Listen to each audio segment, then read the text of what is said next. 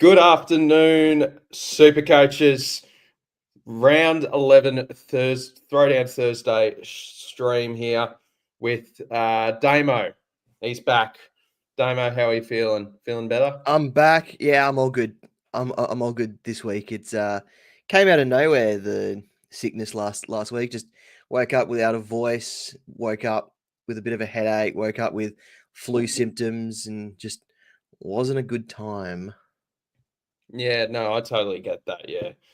Yeah, well, the weather is changing now a fair bit this week, especially in Melbourne. Just the morning the morning have been absolutely brutal this week. So we're here back to present the Throwdown Thursday on the run sheet today. A quick round 10 summary for our teams. On the hot seat again, Cooper Simpson. I'd love to hear Damo's thoughts on him. The big talking point, Jason Horne-Francis, Jack McRae, Finn Callaghan trade discussion. We'll discuss what we think we're doing in all scenarios. Prioritising trading injured premiums over high break-even rookies. We'll talk about that as well. Filippo, Coleman and Mills. We'll talk about some very popular Supercoach picks in the starting team that didn't translate, ending up being in our teams due to injuries or whatever the case may be. So we'll discuss about them as well and whether they're interesting downgrade or upgrade targets.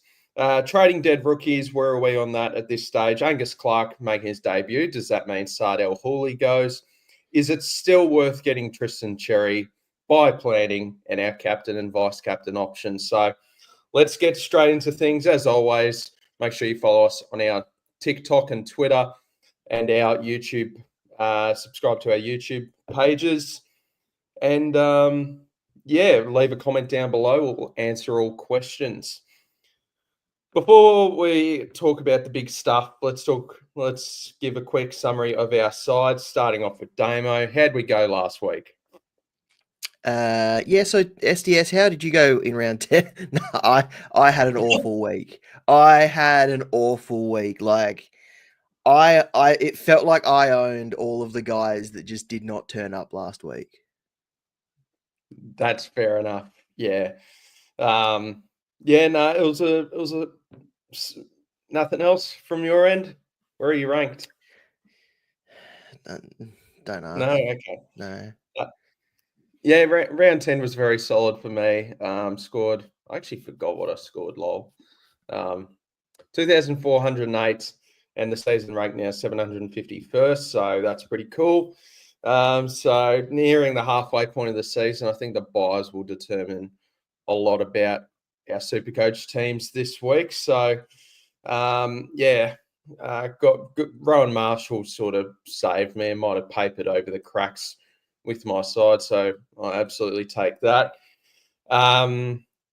The trades I did last week was Nick Martin, Tom Green, and Sard El Hooley in, and I traded out Tom De Koning, Riley Bice, and Xavier Lindsay, which was my final boost, which I wish I would have had my final boost for this week, but that is totally fine. So that is okay at the end of the day. Yes, as we move on to round 11, second week of Sir Douglas Nichols round. So we've got the Dreamtime at the G game coming up on Friday night as opposed to Saturday night. Quick thoughts on that. Did you like the move to Friday night for it? I love the move to Friday night. Makes it more of an event, more of a standalone game. They're not having to broadcast after games and fit in all of the celebrations. It's the key piece of the weekend, and to put it under the lights on Friday night in front of everyone, and there's nothing else taking the viewership away. Perfect. Yep, I absolutely love the move. I know a lot of people are big on tradition, so it might take them a little while to get used to having a Dreamtime at the G game on a Friday night, but I absolutely think it's the best move. And I think it turns out to be an interesting matchup this week as well. I think Essendon coming off an awful loss, Richmond so close to another win. I think hopefully we can see a good game this week.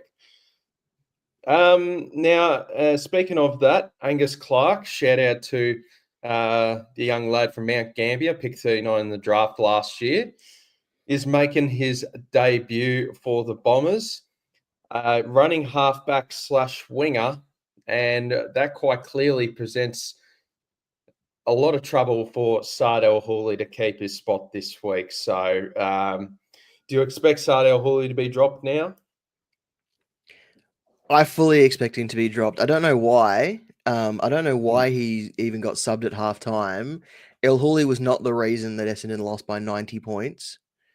I don't know why he was the guy that got subbed. I don't know why they thought who was the sub that came in, Dylan Shield. I don't know why. I did not see Dylan Shield after he came on at halftime, so I don't know what Dylan Shield was doing any different to what Sardell Hooley was doing, but it definitely seems like El Hooley is being dropped and Angus Clark is debuting in his place. Yeah, absolutely. I guess, he's currently in the Brad Scott doghouse at the minute. Sardell Hooley just can't really get a full game going. So, it's a bit unfortunate with the buys coming up very soon. We sort of looked at this pick going, if he can get a full run, he's got massive potential to be a cash generator, but once again proves how annoying the sub can be. So, I know a few of the coaches caught up with Andrew Dillon and Laura Kane during the week in Melbourne, and they were discussing the sub rule as well. I think the majority of coaches are heavily against the sub rule, and I think a lot of the AFL communities are heavily against the sub rule. And definitely the AFL fantasy and SuperCoach community as well. So I think things will start to get a lot easier when this sub rule gets binned, because it doesn't make any sense at all. Yeah, I mean, yeah, there's the debate about the lockout and all that, especially in the AFL fantasy space, and a lot of people are pretty much on the same page that they would quite happily welcome a weekend lockout or a full lockout as soon as Thursday kicks off, just as long as we know what the teams are looking like and if there is no sub or if the sub is named as teams are dropped. But there are the Brad and Chris Scotts of the world who will make changes anyway, and the full lockout might send people into a spiral anyway. But if they abolish the sub and just put 5 on the bench or remove the sub entirely and keep it at 4, I think that's the preference. And that would probably pave the way for a full lockout, which some people are after in the fantasy and Supercoach spaces. and it will create.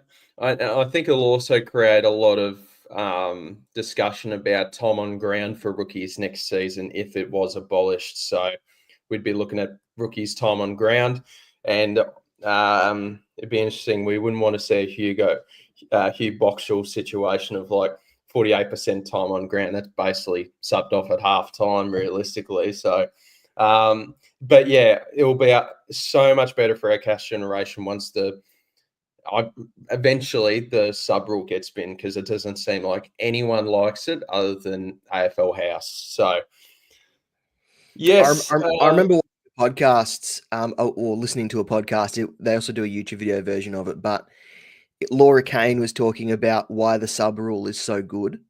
And she was talking about how if a team has an injured player and they're down a rotation, it 9 times out of 10 or a large percentage of time, the team that is lacking a rotation usually loses. Yeah. So being able to sub someone in to make up for the lack of rotation is actually contributes to a more balanced, more competitive game. But man, if we can't manage having one person injured, then it's a bit of a worry. But you're right. The time on ground discussion will become will come to the forefront, because you might have some players only playing 60% some weeks, whereas and then the week after they've maybe going to 80 to 90%, and then That's the guy you probably want. Like scores are probably all over the shop just so they manage people in game. Very much so. So I think that'll be very interesting. So I think they might change it purely because of the AFL House being the only ones liking it. And I know there's been a bit of discussion over recent weeks how Do you reckon clubs 5 are on the very. bench or 4 on the bench? I would do 4 on the bench, but it'll be moved to 5 Yeah. on the bench would be my guess. They wouldn't go to I mean, lower. we mightn't, to be honest, we might not even see, even though there might not be an official subvest, we might still see some teams have their 5th player on the bench only play about 30 to 40% game time anyway. Yeah, and like in the fourth quarter, it's a close game, big game. There might be a young player replacing an injured player, and there might be a thing where they just play like 20% game time for that fourth quarter. So I think it'll turn more into that, but that is much better than dealing with the sub rules. So yeah. And it's interesting discussion about the fixed lockout as well, because I think it provides a lot of versatility, but at the same time, it does force coaches to be having to check their phone all weekend to make sure that there hasn't been any changes really. So I can sort of see two ways about it. I think there's I don't think SuperCoach would change it. I think they're trying to keep people involved and interested in the game, and it would become super frustrating if their primo was a laid out and they couldn't do anything about it, and they'll just go, "Yeah, stuff this. I'm having a bad week. I'm quitting."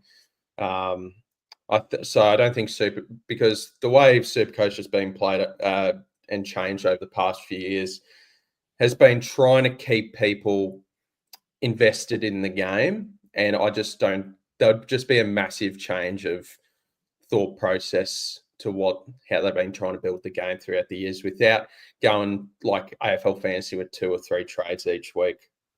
Yeah. But AFL fantasy might change it, so we'll give it some thought.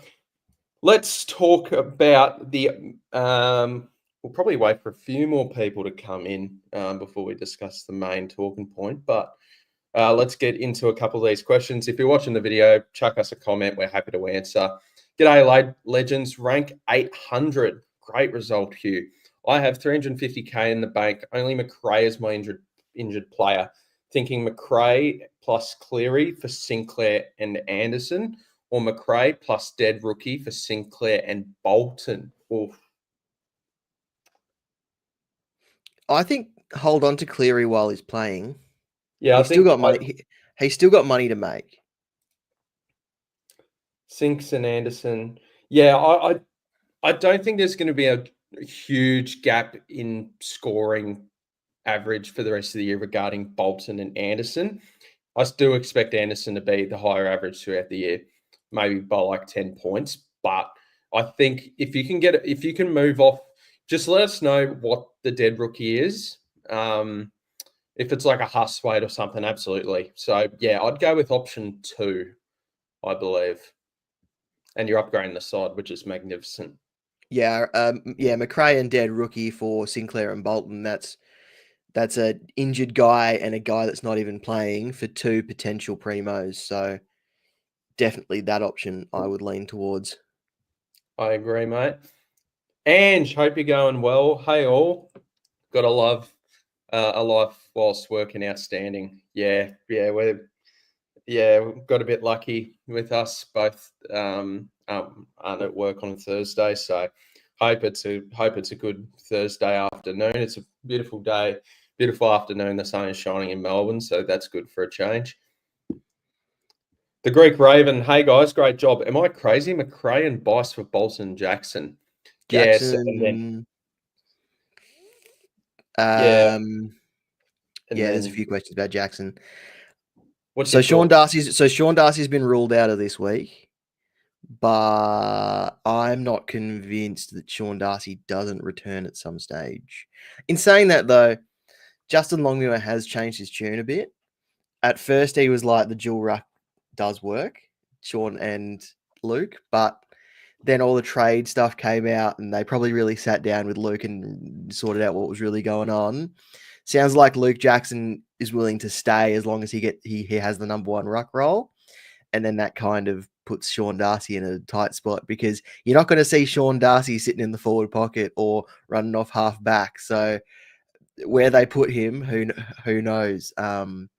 Yeah, I think for the rest of the year, I'm not confident in Jackson. But if the Dockers move on from Sean Darcy in this year's trade period, 2026 Luke Jackson could be a good shout. Do you reckon he'll keep forward status? Yes, probably. Yeah, and he probably becomes if Sean Darcy is traded, probably the TDK discussion of 2020. Exactly right. And he's probably an absolute lock. Exactly right. Yeah, so it does sound like Freo might have just conceded on Darcy. I don't know. There's a few clubs with some ruck spots opening up with the TDK news. There is one thing about Sean Darcy that sticks out to me more than anything, and it was I kind of realized it after hearing someone else talk about it. So shout out to Dan and Ollie on the Dan Does Footy podcast. But Ollie pointed out that when he looks at Sean Darcy, he doesn't see a secondary position, whereas with most other ruckmen, there is a secondary position that they can play in. There is really only a couple of clubs where they only have one ruckman who can only be a ruckman. Even Tristan Sherry can be an extra midfielder. Like Sean Darcy does not have the dexterity, does not have the athleticism to be an extra midfielder. He's pretty much tap and done. Yeah. Riley O'Brien is improving. I don't know if he's going to be the long-term ruckman for the Crows after this year, but he is improving. He works for their game style. Even Rowan Marshall can play forward. A lot of these other ruckmen can play forward. Sean Darcy, he is a ruckman, and that is it. And it's a dying breed. It's a dying breed. Because it's so important for a lot of teams to be versatile. Exactly right. And so I think wherever he goes, he might only be a backup. But I reckon he will be on the trade table. And what clubs believe him to be worth will depend on how much of his current contract the Dockers are willing to pay in order to move him. Yeah, because as reported last night, there's a bit of a merry-go-round discussion with if TDK does choose St Kilda, it would mean Rowan Marshall probably wants to go, and Geelong or Adelaide are interested in him. Then Carlton's ruck spot opens up if they're not fully sold on Pitternet being the main one. Then also Adelaide is Adelaide and Geelong also. So it becomes very interesting for SuperCoach if that does play out. And I think there's a lot of winners in for those clubs regarding SuperCoach options for us in the ruck. So yeah, very interesting. So basically your summary on Jackson is you're not sold for the rest of the year, but yeah, we need to think of him as an option that you're going to have for the rest of the season, and I just don't trust him. Yeah, exactly. Especially if they just want to get Darcy back into it. Sorry, Greg Raven, we didn't. McRae and Bice for Bolton and Jackson. I think they're very solid moves. Not Jackson. Oh, yeah. If Jackson's around the price, I want. Is he looking for a forward or is he looking for a ruckman? Because just let us know. Because around that 540 price, there is a lot of good options in the forward line, but in terms of the ruck line, let's have a look. Rowan Marshall's 544k, only an extra couple of k up from Jackson. Even I even don't mind Brodie Grundy as an option if wants to go there. Toby Nankervis is under 500k. I like him better than Jackson for the rest of the year. What if he's tracking him at flex? If it's flex, I don't actually like the three ruck combination out of flex. I would prefer a dual position defender, midfielder, or midfielder forward in the flex. Just gives you I know the flex gives you flexibility, but I think it gives you greater flexibility if your flex is not a ruckman but still has dual position. True. Yeah, so just let us know, Greg Raven. Hugh, it will be Hustweight. Yep, that's totally fine. And yeah, I'll have 140k to upgrade Reed Ashcroft and Lindsay, last 3 rookies. Nice. Yeah, I like that. Me and him are on pretty much the same wavelength with our trades in terms of planning for the next few weeks. So, yep, I like it. Yeah, and as a Hawthorn supporter, Hawthorn aren't really relevant in SuperCoach, but I can talk on Hustweight. I think he is completely dead. I don't see him away getting back into the side anytime soon. Could you see Hustweight becoming a Ned Long situation where he moves clubs end of the year and then suddenly becomes one of their best midfielders? Yeah, I totally see that. That's my worry with Neil Erasmus as well. Would totally depend on if James Worpel leaves, though. So opportunities might rise to him if Worpel does leave. So all right, gut feel though. Does gut feel does Worpel leave? I think so. Yeah. All right, that's if interesting. Worpel stays, Hustweight goes. Okay, interesting. I think one of those two are leaving. Yeah. Hopefully not both. Because that takes a massive hit on our depth. Jin, would you hold Trainer and Hewitt? I think Hewitt, there's more reason to trade. I like Trainer. Did you see how many? Mate, hold that thought. Hold that thought. Did you see what the backman scored against Essendon? The Bulldogs backman scored against Essendon on the weekend.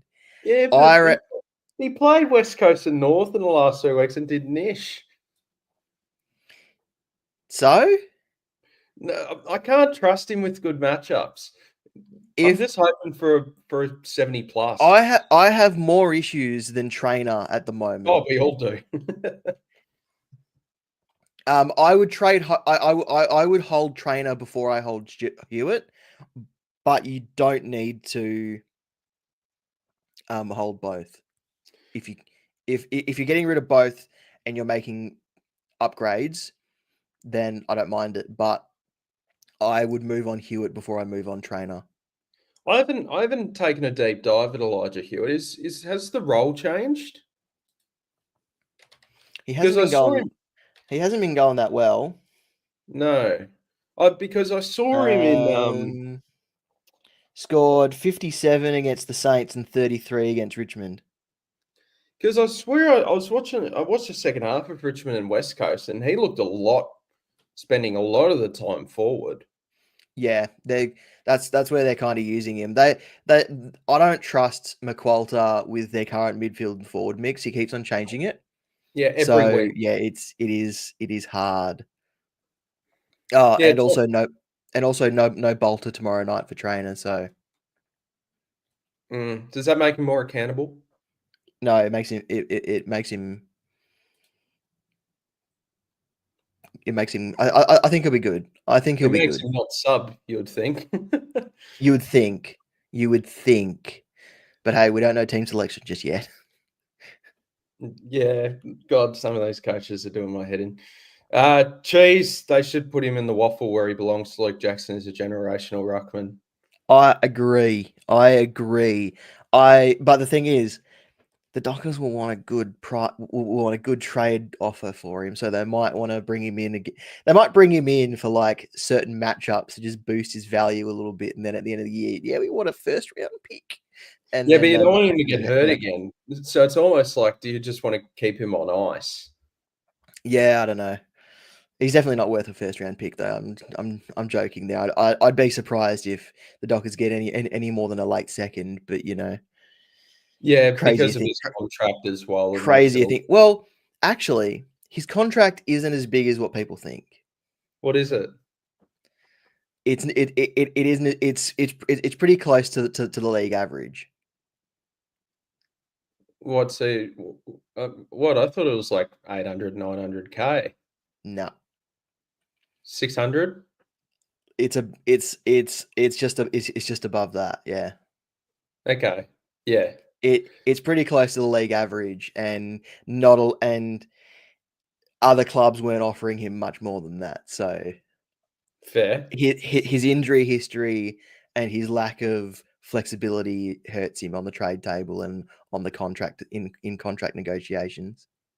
Late fifth rounder to Geelong, calling it. Yeah, Geelong will work out something under the table and go, yeah, he's only worth this much. We'll give you a pick 97.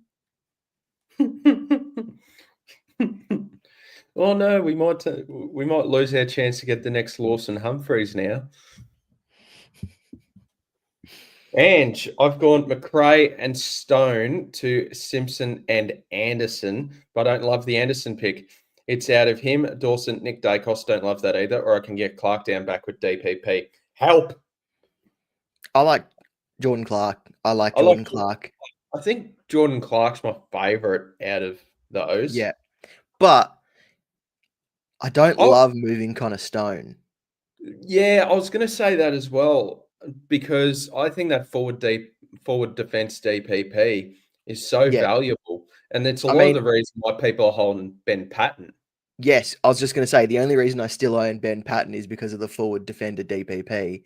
If he was only a forward or only a defender, I would probably have moved on from Ben Patton a long time ago. And he is a Joe Fonte stinker game away from coming back, I feel, as well. Yeah. So I'm keen to have this conversation with you, Ange, but I think there might be someone else that might be better to move off than Connor Stone. So just keep that in mind. Hugh, if I got Hust and McRae for Sinks and Bolton, I'll have around 70K in the bank. Only have Lashcroft, Reed, Lindsay to upgrade. No Gorn yet, 15 trades. I mean, 15 like it. trades for 3 upgrades. That's very doable. Yeah, they're perfectly fine moves. Yeah, if you can move off Hustwaite, I think that's a good move. Steve, talk to me about Amon. I'm running heaps of pods this year. Think Newcomb, Richards, and Tom Green. Newcomb, Richards, Tom Green, and Dunks. Can Amon join them? Well, I've absolutely loved what Carl Amon's done this year. He's been one of our best players this season. I feel like it's capped. The ceiling's capped. I feel like he's I think what's his best case? Probably, I reckon his best case is like a 102 average. Would you agree, Damo? You say his ceiling is capped? To some extent, I reckon. Sorry, Against I meant Geelong? sorry, his average, I reckon, is like capped. I don't say 105 out of him. That's okay. Which is I mean, on average, only I can't remember what I worked out, but there's not a lot of players that finish the season with above 110, and I think there's not a lot that finish with above 105 either. Let me just quickly have a look at DFS because I love using DFS for data. I just want to have a look at. Well, his 3-round average is 96.3, and he's got 92, 92, 105.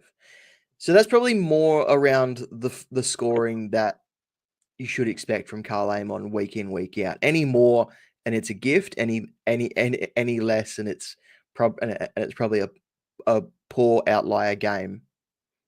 If we're talking this season, but it's not beyond him to finish with a 3-figure average and be a nice little D5, D6. Yeah, because he's averaging 103 this year. He's been a very interesting pod. I know we talked about him massively in the 2024 preseason, since he's been moved back to that role.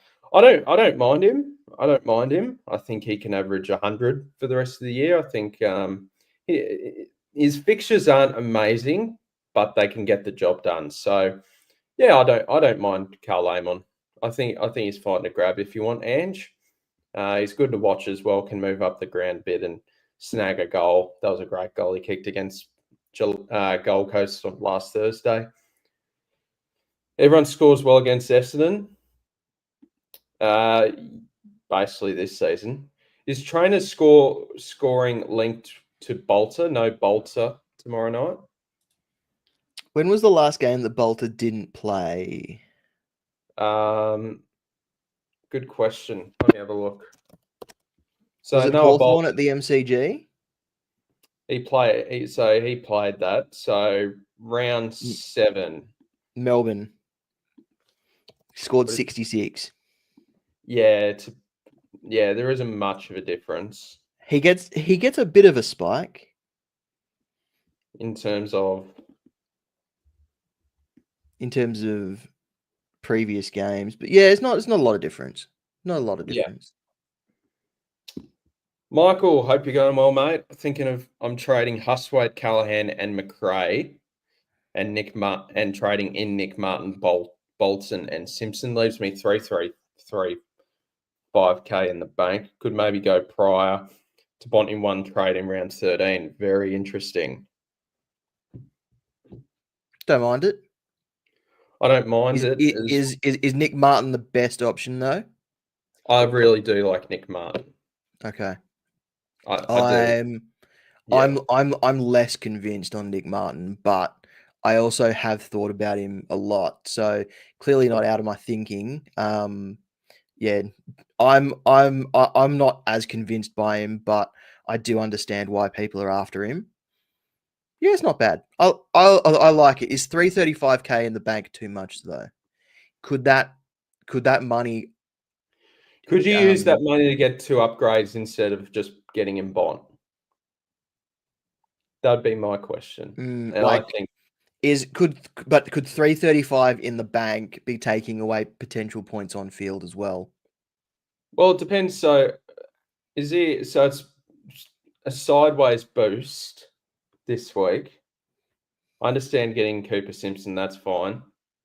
Could he hold McRae, trade someone else and get an upgrade in? Interesting. Actually, I think those. Yeah, we'll have that discussion about Cooper Simpson eventually, but I think that's okay this week.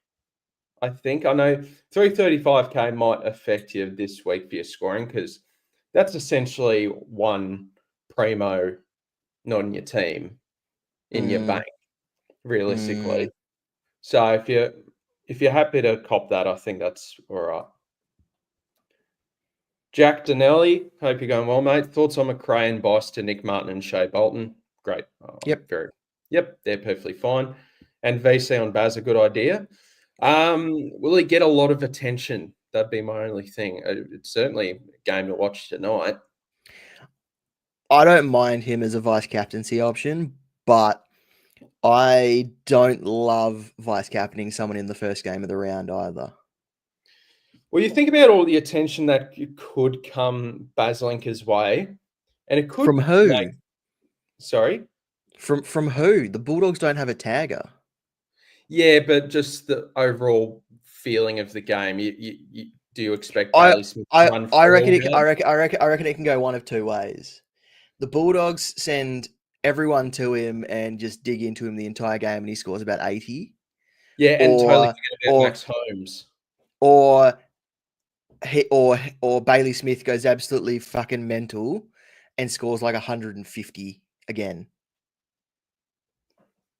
What's your outcome? What do you want to happen tonight? Like in terms of AFL fan point of view? A good game, a good close game. No one injured. No one I have to trade after the round ends. You know, something like that. No carnage.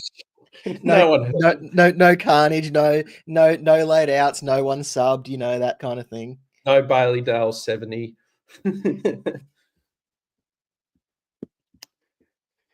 Cheese. How many Freo players is too many Freo players? I currently have 3, not including rookies. How many do I have? So I've been very I've restricted myself. I think Because on look, two. because let's think about this. People are stacking up on St Kilda and Freo players because they're the only teams on the bye in round 13. But Yeah, you still but you still don't want to build your team around St Kilda and Freo players. yeah, like it's you want to have an even spread throughout the bye rounds. You don't want to load up on a certain amount because you don't want to load up on Freo Saints players and basically you take a massive hit in round 13 and then you're building your way 14 by rounds 14, 15, 16 to get back to the rank that you dropped. So I don't know. In my eyes, Damo, I think as long as you have 19 players each week minimum playing Yeah.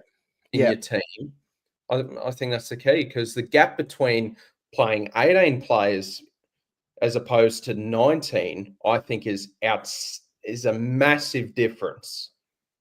Because my guess will be for everyone's side, there will be because we're just putting any players on our bench on field during the buys regardless, and there is a very high chance over the next few weeks that a player will be sub, and we'll just field that. You don't want that being your 18th best score. You want your 18th best score having all 18 players playing on field the whole time. So I implore people now, right? Like once this stream is finished, go to your SuperCoach team and check your buys. Yeah. Right now, round 16 is my worst buy, but thank goodness it's the last buy of the series because I can pick up players from round 15 heading into round 16, from round 14 heading into round 15, etc., etc., etc., and potentially fix that problem along the way. If your worst buy is around 12 or a 13, you might need to really consider who you're trading in this week, and maybe a Bolton or a Sinclair doesn't fit your structure in terms of your buys. Yeah, absolutely. Yep. So that is really the big theme, and enjoy best 18 while we can. Enjoy this week's best 22 while we can because we don't get best 22 back till round 17. And fuck, that's a long way. That's a long way away. So enjoy it while you can. The Greek Raven, I'm looking at as a forward. I've got Gorn, Cherry. Okay, so yeah, there's better options than Jackson, in my opinion, up forward. So he's getting in Jackson as a forward. Yeah, I reckon there are better options. I prefer Nick Martin. Matt Kennedy's cheeky as well. My forward line is the weakest on my side. Yeah, because realistically you want to target your weakest point in your side to get that off field. And thanks, lads. I've got Patton as well for DPP. Okay, you probably don't need both. Yeah, so Stone, he's got more money on his head. Fine. Do you move Patton instead then because Stone is probably the better scorer if he returns? But Patton's been close to being playing. Has he? Well, he looks like Gary Ablett in the VFL, but then scores 5 points in 3/4 of and then in 3/4 of football. I don't think he wasn't Stone doing that as well. It's not great, is it? No. I think the extra 60K I'd prefer, but up to you, Ange. I'm planning on replacing someone. I don't know what Mentha means as a loophole. Ricky Mentha, 99K dual position rookie. Yes, he is. I've never heard of him. Steve, I don't know what Mentha means. It doesn't mean anything, mate. It's a player's name. Oh, sorry. I should have thought of this. No, this guy that's never played a game before from Melbourne. Yeah, no, sorry, I'm not a footy nerd. Is Mentha, is that what the kids are saying these days? Mentha, Skippity Sigma. Method. Yes. Wait, so Oh, what's he? Oh, he's a defender forward as well. yeah. Okay. I mean, that gets her 100K. Yeah, I mean, no. She said down the road she's going to do that trade. Ah, yes. Okay. Yeah, that's fine. If it helps your thoughts, I only have 3 primos missing in round 12. Though trading in Bolton, if I keep McRae as well, then I'll have 6 primos missing in round 13. Yeah, so I think, I, especially with the adjustment of 4 teams on the bye, in the other 4 bye rounds this year, I think any more than 5 is you're pushing it. Yeah, So I think you want I agree. it, and I think in round so I wouldn't be going even having 5 primos in that. Yeah, so I wouldn't be going to 6. Lachlan Hurley, hey lads, hope you're doing well, mate. I've got Baz Rankin and Track thinking of Holland McRae and indecisive on Warner or Martin and bring in a rookie. Got Simpson last week, was thinking of bringing Sard, but honestly stumped. I just wouldn't bother with any. If you don't have Simpson, if you have Simpson, I just wouldn't bother with any other rookie options unless you go Archer, Day Wicks, or I don't Sim. mind. I Simsy. don't mind Thomas Sims. I don't mind Thomas Sims. Yeah, It big gives Sims. you it gives you a link between your forward line and your ruck line for the run home at the very least. Yeah, that's a good point. Yeah, actually, Simsy's not the worst play. Well, he's scored 45, 48 in his first 2 games so far. Looks fairly nimble. Looks like a decent backup for Nank. He probably plays as long as Harry Armstrong is injured, and who knows what happens when Tom Lynch returns. But I don't think Tom Lynch is going to come for his spot because they're working pretty well together. Yeah, agree. Hugh, if I can get Gorn and Butters expecting a fade bond full primo by the end of the buys, 4 trades should be fine. Yeah, if you're For the run home, you ideally want. So yeah, what you come out of the buys at round 17, that makes 8 rounds left. yeah, You probably want to trade per round. you want 8 trades for the run home? That's my general rule of thumb. Yes. Really? Okay. Because I reckon 1 in every 2 weeks is pretty good. Okay. Worst case, But I yeah. want to I want to Best case scenario, I should say. Best case scenario. yeah, because I want to get to 25 primos with 3 trades for the run home and just Right. yeah, and they're strictly for injuries. Mm. Because if I can get to 25 with 3 trades left, like That'd be good, actually. Yeah. yeah, and you can just Well, with 25 and 3 remaining, you've got cover for an injury, so you don't have to use a trade. Where some people who have a dead-ish bench might not be able to make that luxury happen. and it might be a thing of people might trade 1 week suspension guys with if they don't have one on the bench. Correct. Yeah. Yeah, so good this year. There's some different tactics. Rookie coach, the boys. Hope you're doing well, rookie coach. What a superstar you've been this year in the content creation world. I can't seem to make up my mind between Sarong and Ando. Thoughts, Damo. You're not buying Sarong? I think the tag risk is real.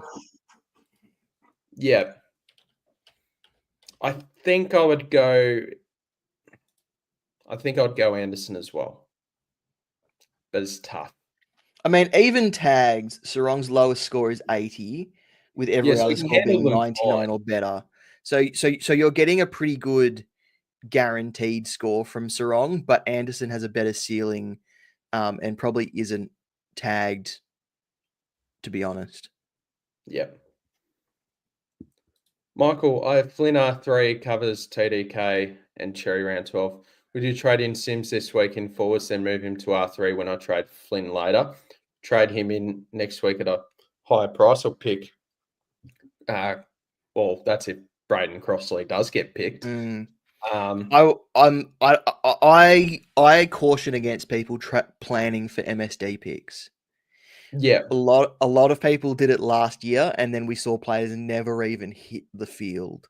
Yeah, it was like Campbell Gray and Jacob. Not even Campbell Gray. It's just Jacob Blight. Correct. Yeah. Trade uncertainties is all I'm going to say. Don't plan on what could happen. I'd be grabbing Sims. Yeah. I've gone as well. All right, let's get back into the run sheets. Thank you for all the questions, guys. My dad just texted me, good game of basketball. Oh, the Pacers won. Gee. The Pacers beat the Knicks. There you go.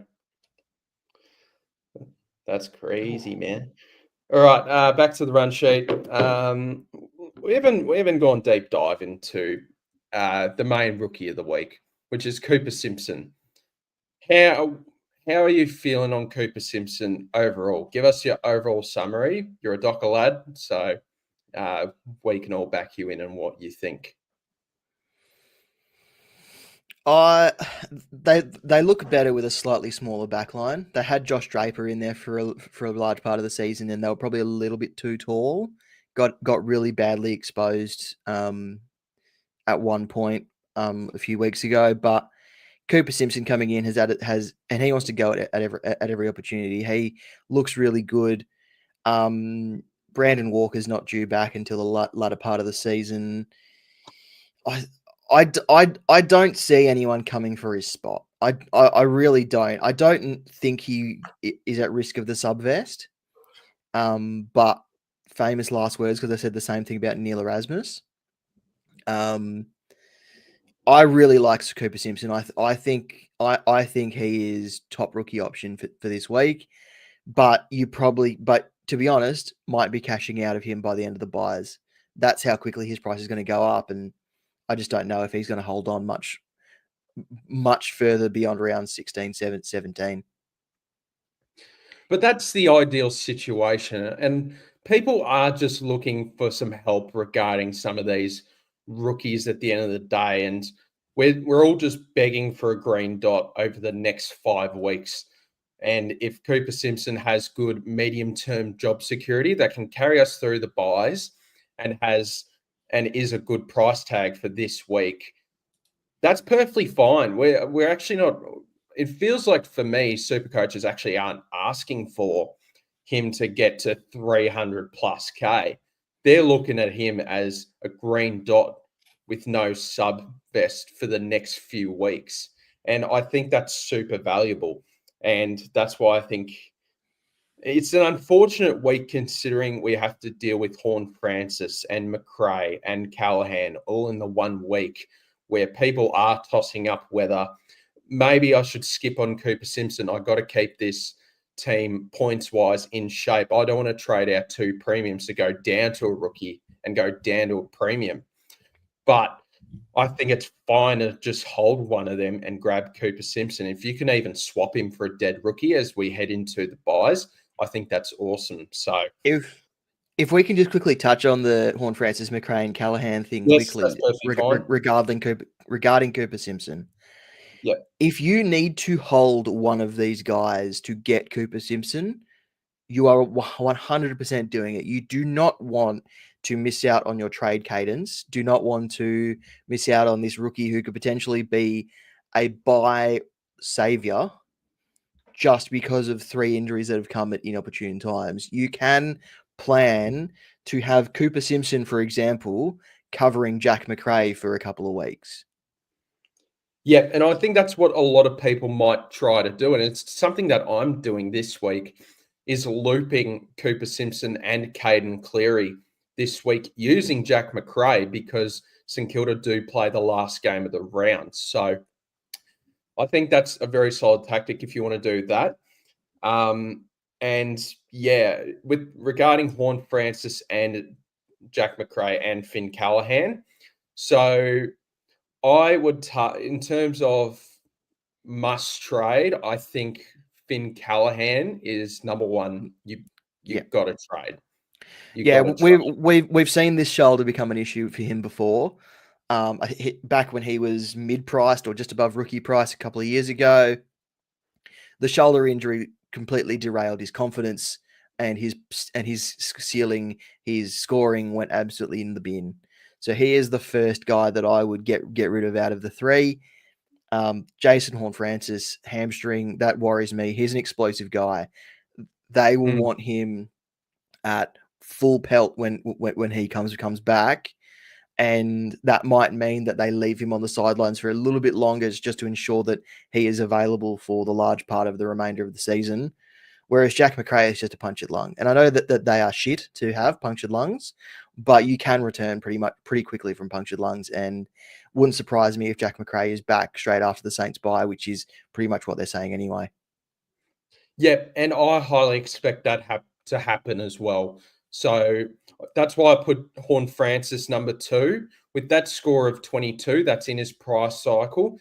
That doesn't necessarily matter that much to me, because if you want to hold him, you're holding him to be a primo. So that's okay. But a hamstring, I expect that they're saying 4 weeks, and I do expect that to happen. So that wouldn't be until round 15 for him to come back. And then for Jack Macrae, I'd be very surprised if he's back before the Saints bye. So that's round 11, 12, 13 is the Saints bye, and he's back 14. In most scenarios, that's probably a trade. But if you have both Horne-Francis and Jack Macrae with no boosts, I would recommend people to keep Jack Macrae ahead of Horne-Francis. Yeah, I completely agree. Best 18 during the bye rounds assists people with making these decisions as well. Yep, absolutely. And as well, if you've got a boost and you've got Horne-Francis and Macrae, would you trade both? I probably would. If you have a boost and you're trading both of Macrae and Horne-Francis, yeah, would you? If you had both and you got a boost, would you do it? I still think you hold Macrae. Really? Okay. Yeah, I just think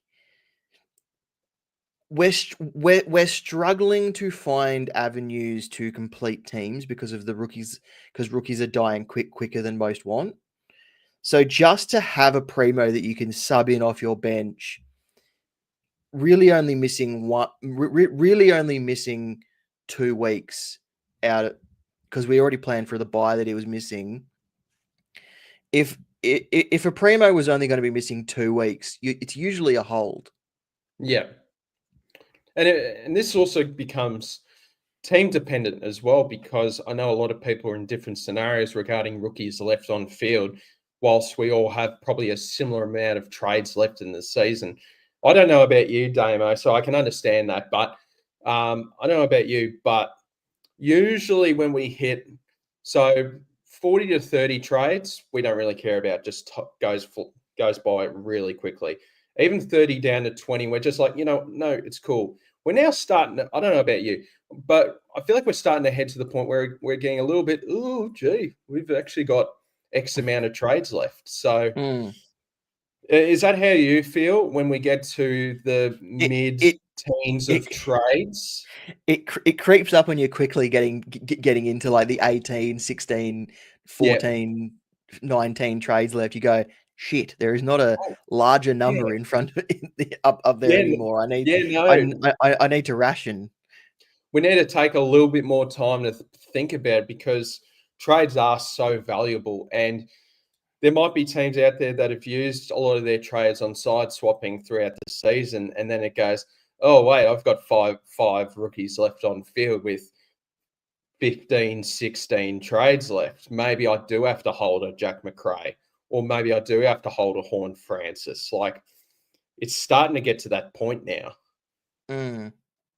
So, it was very funny as well. I was literally going to tweet before, on like the Wednesday before round 10. Gee, we haven't had that much primo carnage this season. And then ever since that thought, TDK, Callahan, Macrae, Jason or Just Francis. It's just, I've learned you don't say things like that this season. yeah, This no, season, no. I'm glad it didn't this tweet that. season is this season's throwing up curveballs at every turn. 100%. So, yeah. So overall summary is, I think Callahan's 1, 2 is Horn Francis, Francis. 3 is McRae in Yep, terms of agreed. priority. Correct. Yeah. And just to confirm, if you just had McRae, would you trade? Just McRae. If you just had McRae. Just McRae. Depends where your team's at. Depends where your team's at. Yeah. In my scenario, owning all 3, I'm holding McRae. If you only own McRae and Callahan or Horn Francis, if you only own 2 of the 3, you're probably trading at least 1. And if you only have McRae, depends where your team's at. If you've got a dead bench and McRae and you need to trade McRae to get 23 scorers this week, do it. If you can cover him with a Hugh Boxall by flipping him into your midfield, because you'd think Hugh Boxall comes in for him, then I think I'd hold. Okay. Yeah, and I guess the thing to think about as well is because I expect him to be back round 14 versus the Dogs on Thursday night. Yeah. You still get him for 3 of the 5 buy rounds, or 3 of the 4 available buy rounds that Saints don't have it. So that makes it a little bit easier as well. So yeah, I hope that helps some people as well. In terms of some other stuff here, so I think this can be a quick answer. Prioritizing injured primos over high break-even rookies. Would we rather the green dot over? I'd rather the green dot. I think the green dot. Oh no, X player loses 5K. We're not in that position. I mean, if we go back to Luke Trainer, as we were saying earlier, projected to lose 9K with a score of 50, pretty much just brings him down to where he was before round 10. So you're not losing a huge amount of money. Yep, exactly. And I think as every round has gone by, the less options we get for rookies.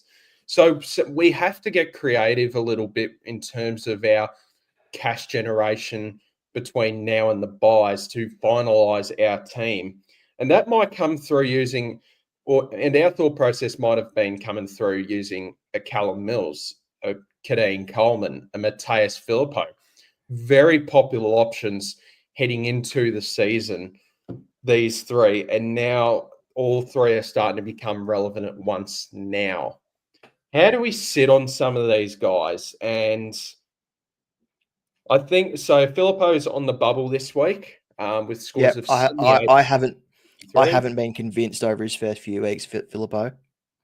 So I think he's slowly getting eased back into things because I've been seeing a lot of forward time for Filippo so far this season. So I think if he's like 380K and he's getting full CBAs, then that's when my interest peaks. But for the time being, I'm just not touching that. Kadeen Coleman, now there's been a report today that he has been very sore throughout the week in training. So my guess would be that he is not going to play this week. Do you still see him as a guy that you don't mind at a 270K price tag? I'm still heavily considering Coleman. If he doesn't play this week, I still might consider him as long as he returns in round 12. Same. It was just said as him as very sore, which makes sense. It's been a long layoff for Coleman. First game back in 400 days or something. And he goes 78. And he goes 72 on 60 on 60-ish% game time. That's good points per minute. Yeah, it very much is. So, and that is like 270K price tag for Coleman is very intriguing. In usual seasons of SuperCoach, we probably wouldn't bother this time of year, but now with the lack of cash generation, we have to get a bit creative. So Coleman becomes interesting at some point, I feel, as long as he's back in round 12. Callum Mills. So he played one half of the VFL and I think scored 105 fantasy points and only played a half of football in it. And he got like 18 touches and 2 goals. Is he a guy? Is he a bit of an answer that we can go to as a mid-pricer, downgrader, upgrader sort of thing? I like Callum Mills more than Kitty Coleman, but I think I'm going to end up with both. Same. I watched that VFL game because I had nothing else to do that afternoon, and he looked very good. He had a midfield role that was floating back. It was pretty much his prime role, the one that got him to that top 10 midfield spot a few seasons ago. So I'm very interested in him at his price. Yeah, same here. And even if he's just a cheap upgrade for the time being, I think Sydney are down. I think so. Would you say he takes Sheldrick's spot in the midfield?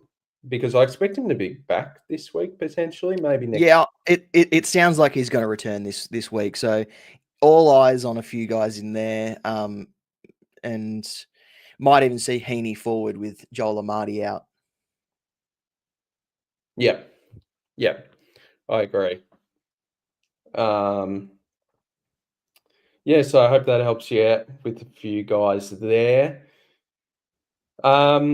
So yeah, trading dead rookies, we've had a bit of a discussion on that. There's a couple of guys out there that are just completely dead, like a Henry Huswaite. I just don't see getting back into the team anytime soon. And there's a couple of others out there. Is it still worth getting Tristan Cherry after his buy at that price tag? What's his It'll price be tag like going to be? 750K. Yeah, it'll be like 7. Yeah, No, not I for don't me. love spending above 700. I don't even love spending above 600K for players. Same. Especially with the lack of cash gen that people are talking about. Absolutely. If you can save yourself 50, 80, 100K by going for a guy that's 100K cheaper, it's probably better. It's probably the better option because you're probably going to make up those points trading in someone elsewhere, because by bringing him in at 750K or 715K as he is now, where are you compromising elsewhere on your field? Are you bringing in Sherry for 120 and then having to field a Charlie Spargo at F6, or are you going to bring in two guys at 500K and get 100 points a week? Yeah, Like exactly. that's probably more points in the end, despite not having the big main guy. Yeah, exactly. So people need to consider that. We talked about buy planning as well, in terms of making sure that it is an even spread of players each week in the buys. Yeah.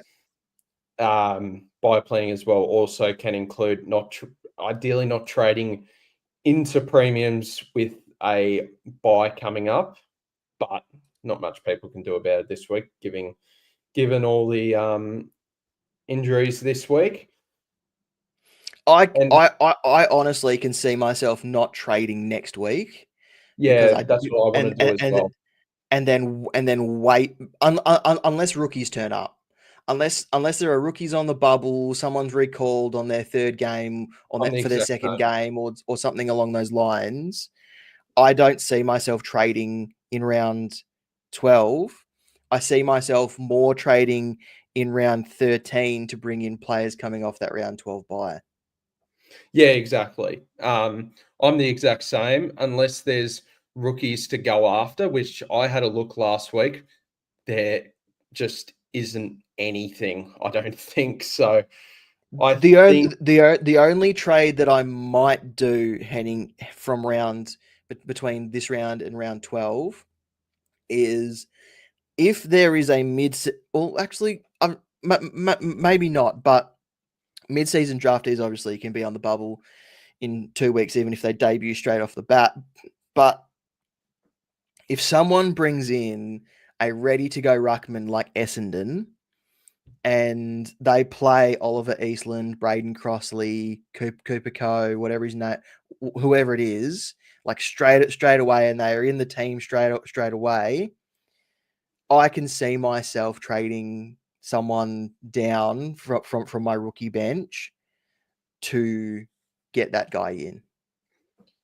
So what? Maybe trading like a Harry Boyd to a Crossley. Well, I would hope that someone gets dual position. Yeah, if we can get a ruck forward from Essendon that plays straight away, that's the absolute dream, and that might be Dream. the Lawson Humphreys of 2025. Yeah, agreed. There's We're waiting for the Lawson Humphreys of the worlds to come in, because he was a savior towards the end of last season. We just need someone to come through, and maybe it's Cooper Simpson this week, but that's why he's top of the list for this week for most people. But we need someone to come in and be that guy. Yeah, and we're just waiting for it, and we're all getting a bit impatient as well. So I'm on the same page with you regarding next week. I don't like trading unless it's a rookie that I need to get next week, heading into the first week of the buys, because then you want to start targeting heading into round 13. There's 4 clubs with no buys for the rest of the season. That's when you want to pounce on a premium. So that might be it sounds a bit disgusting at the minute, like Luke Davies-Uniacke I'm thinking of. Could be a guy who I know absolutely exploded second half of the season last year. Yep. And what did I do? Me, silly Billy. Sorry. Something like that. LDU, or we know Butters is dropping a heap as well. So just something to keep in mind there. Just a couple more things on the run sheet, and then we'll get to some questions. Who's on the hot seat for you this week, Damo? On the hot seat for me, Zach Merritt. Fire up. It's Richmond. Yep, I 100% agree. On the hot, I traded him. I traded him in 2 weeks ago, and he's treated me to at a 76 and a 65. Yeah, that ain't going to cut the mustard. I traded him in after his 172 against North, because his price I thought had bottomed out, and then he's gone 76 and 65 two weeks in a row. That's not what Zach Merritt usually does. So I'm expecting a big response over the next few weeks. You'd hope so as well, and hopefully not as much BS with the forward line. On the hot seat for me, I'm going to spice it up. I don't think I've done it on a rookie yet, but something does need to change with Luke Trainer. You're on the hot seat this week. Easy matchup against Essendon. You gave us nothing against easy matchups in the past 2 weeks. We need a big 80 score to just have a bit more confidence that we don't need to rush this move. So, Luke Trainer, you're on watch for me. Dream time at the G. Big stage. Fire up, mate. And finally, just some VC and C options. What are you feeling this week? Yeah, well, Zach Merritt's got a great record against Richmond, and he's on my hot seat. So I've stuck the VC on him.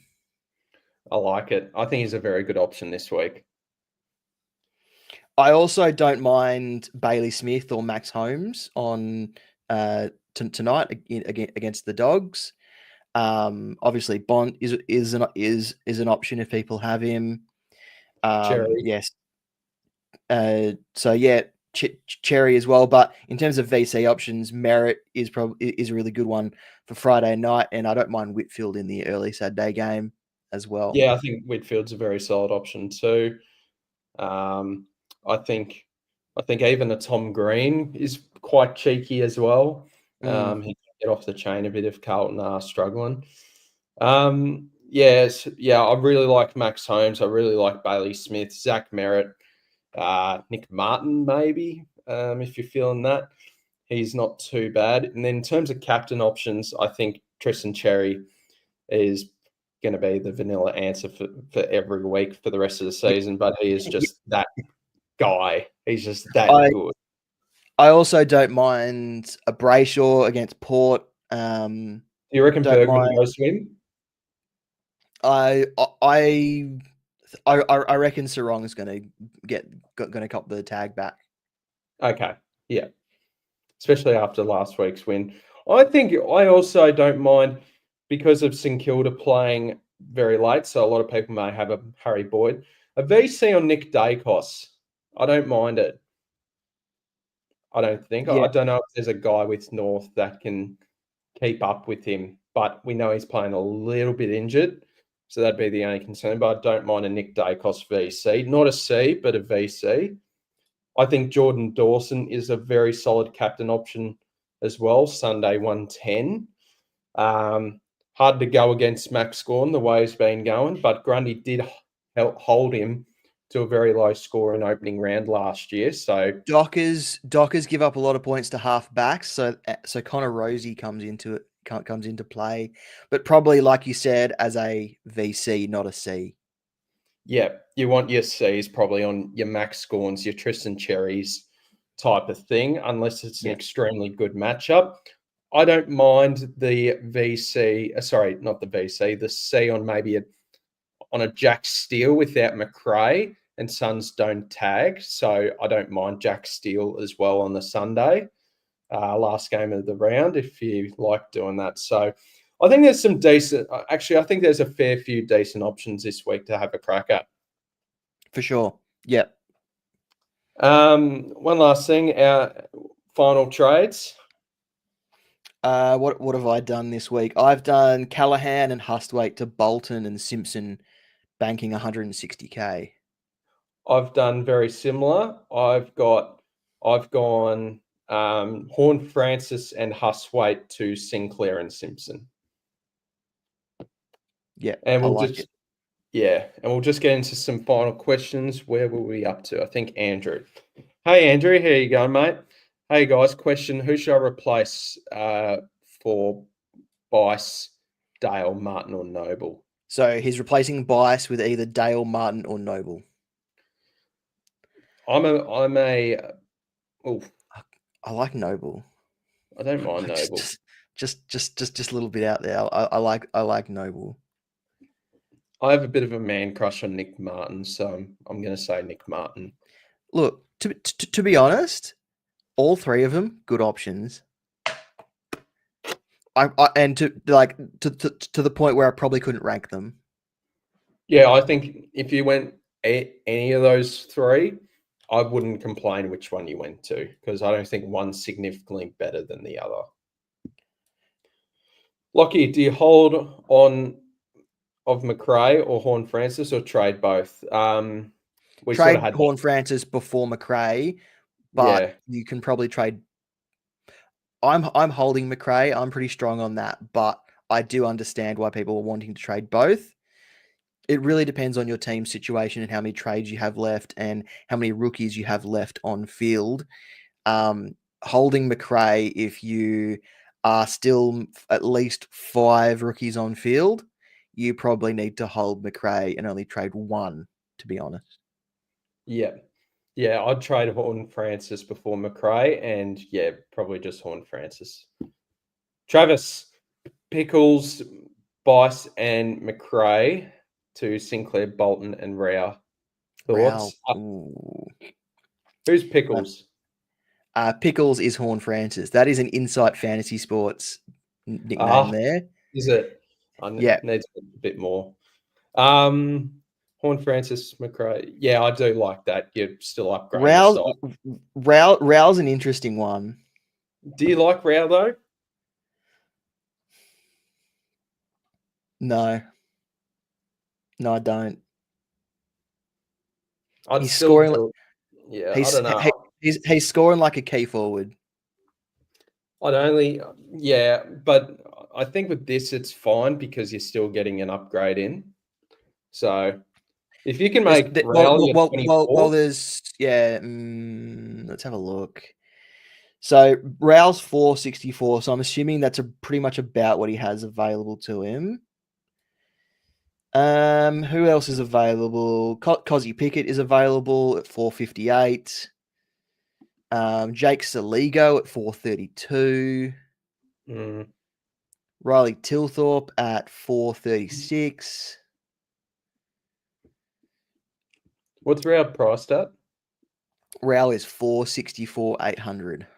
Oh, okay. But, all right, one player we haven't discussed yet. Dante Vicentini. Oh, I can't believe I've left that out. I feel like this would be a lot more of a discussion if the carnage didn't happen because I was very much into him. Yeah, look, I'm not into him at all. I'm not No? into him at all. Oh, really? When Why? when Ken gets antsy about his ruck line, we usually don't see it settled for quite a few weeks. And I don't think there is a guarantee that he is the number one ruck coming out of Port's bye. It's probably a very good chance, but I don't think there's a guarantee. Yeah. You need that insurance. Yeah. Sounds like he's still playing this week, but yeah. Yes. I mean, Sweet hasn't been doing that well in the Sandful, but if Ken wants to change, he will make a change. Like if Vicentini gets dominated this week against Jackson, I can see In changes coming out trouble. of Port's bye. Yeah, big trouble. Yeah. Um, Final say on this. I'd do it. Rao's probably the best option in that price range. Yeah. Lockie, I was planning on picking up Nick Dacos around 12, but I'm getting cold feet on him and could use that money to go Whitfield or Tom Green. I have a boost. Could hold trades around 12 and get Green/Whitty. Well, Dacos' break even still high, isn't it? Oh, yeah, around 12. Still, Dacos, his break even is 162. Yuck. I felt good about trading him in 5 weeks ago, and last 3 weeks he's been poo. But yeah.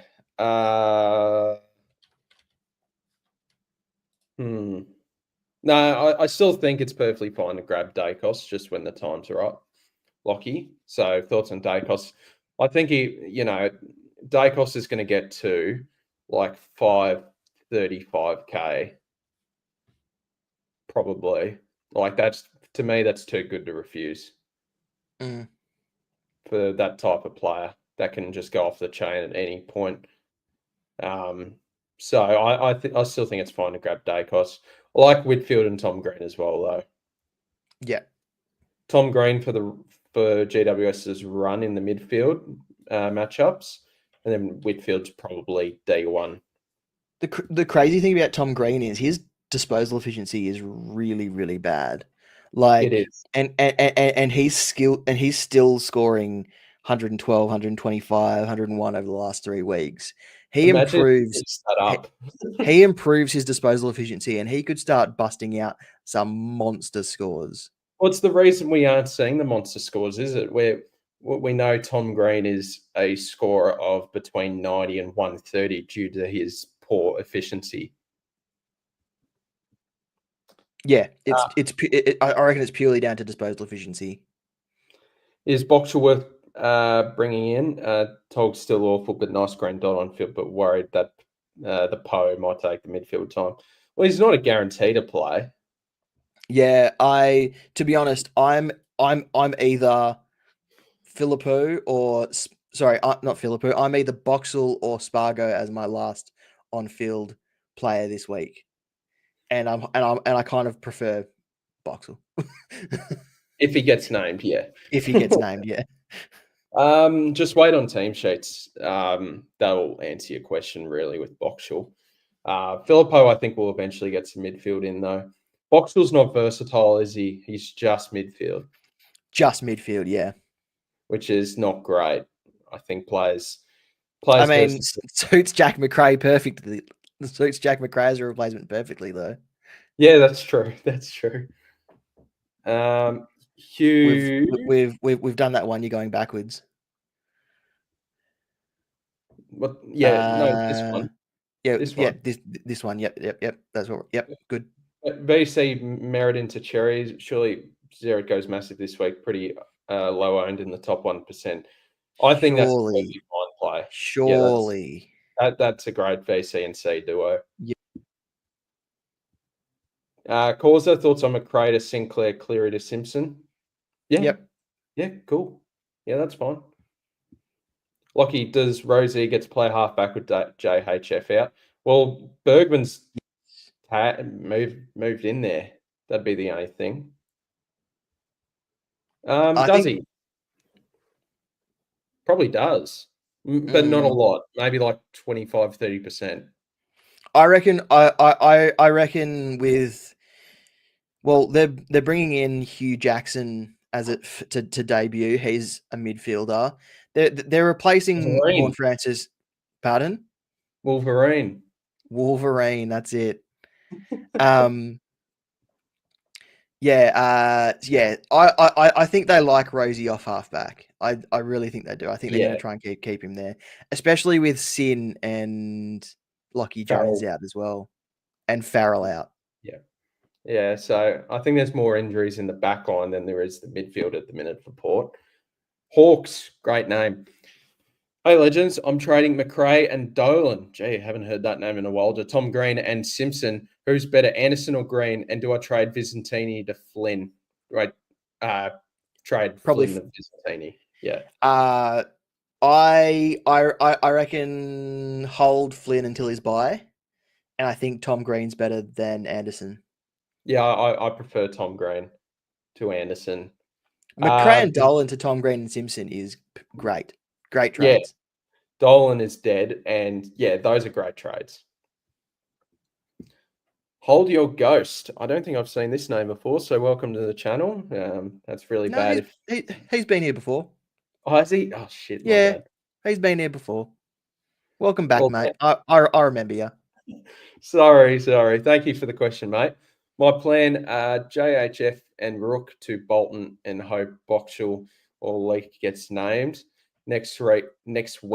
McRae and Rook to Coleman and Rook 550k in the bank, then double upgrade, grab Bonton, Butters, leaves, and just read on field. A lot of information to take in. Sounds good to me. Yeah, Jay, yep, that's cool. Yep, first part's cool. McRae and Rook to Coleman and Rook. Next week, so what, trade McRae next week? I don't know, but if you're trading McRae this week is the way. This is the week you're trading him. Yeah, if you hold him this week, you may as well just hold him till he's back, ideally in 14. And Coleman's probably Coleman. No, Coleman's not. Sounds like he's not going to play this week. So Yeah, Coleman isn't. but I'd still consider him off one game.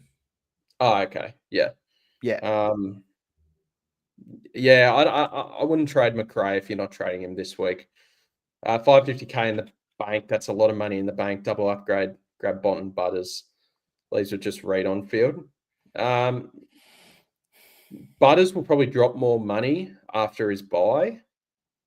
So Butters is set to bottom out at 570, I believe. If he continues scoring as projected in the SuperCoach app, he will get down to 570. Yeah, which is cherry ripe to pick him up as one of our final upgrades. Causa last week was handy for me. No Dacos, Merritt, JHF, and Bray last week. Nice stuff, Causa. Nice. Hopefully some same luck for you this week. I have 3 rookies fielded. Hold or trade JHF to McRae. I'd trade JHF before McRae, and 3 rookies on the field, pretty good. Hugh, last scenario, trade McRae plus Huss for Sinclair and Box if named. Carry 350k, don't trade next week, and then grab Bonton Butters immediately post-buy. We'll have 1 rookie on field, just missing Gawn. Gawn usually second half of the season isn't as good as he is in the first half of the year. So I think Gawn will start dropping in price. I think that's perfectly fine. Coleman looks cooked, may not play this week. It doesn't mean he's cooked. But he is sore and won't play this week, it seems. Bedford tag after the bye as well. That's with Butters. Yeah, I'm happy to trade into him. I think it's round 14 or 15. So just planning ahead for I mean, that. Bedford didn't tag Sarong, who I consider very similar to Zach Butters. Yeah. Yeah, I wouldn't. And then he's got the Jordan tag 15, but I'm not fussed about that. I think Jordan's been pretty poor as a tagger this year. He's had a few scalps, Jordan, but hasn't been great. Yeah. DJ Gardner Holmes, hope you're doing well, mate. Yo, lads, I'm stuck on whether to trade JHF with the news he's running laps on his hammy, but Horn Francis to Bolton and Callahan to Whitfield. Horn Francis is not coming back before 4 weeks. Luke Jackson, when he did his hammy, was running the next day and still missed 3 weeks. So yeah, I wouldn't worry about what people are saying. What's happening with Horn Francis? They want him fit. They want him explosive. They're not going to bring him back half cooked. Yeah, and you can't be messing around with hamstrings as well. Like I guess in an NBA example, Aaron Gordon was literally had a hamstring sprain in game 6, and then they tried to play him game 7, played 24 minutes, and they got smashed. So it's like, it's never a good thing to, I don't really care. Like, it's not a good thing to hear that he wants to get back early. So 4 weeks is 4 weeks with the hamstring. Hold you guys. Thanks for your input, lads. Just had an idea I've had to get cash gen. Nice stuff. I think we'll wrap it up there, Damo. Almost 90 minutes. We keep on going longer and longer and longer. Beautiful stuff. Beautiful stuff. So, Damo, as always, it is a pleasure for you to be jumping on here. So thank you very much for your time. Yeah, it was good to be back. Good to be back. Hopefully we can continue over the buys and help people with their buy management. Yeah, it'll be very, very interesting to see how this show goes in 2 months' time when there's nothing to talk about. So, Lucky Neil score 110 again for you as well? Yeah, nice. Sweet. Yeah. No, he went well. Yeah, cool. All right. Oh, the whole discussion would be VCNC for 90 minutes. Who's on the hot seat? Oh, this guy only went 105. Okay. Yeah, I want him to go 110 this week. And thank you very much. You're always a great supporter of the SuperCoach community, so thank you. We'll wrap it up there, guys. Thank you all so much for tuning in, and we'll see you for Jump On, Jump Off. No, that's wrong show. Throwdown Thursdays next week. See you guys.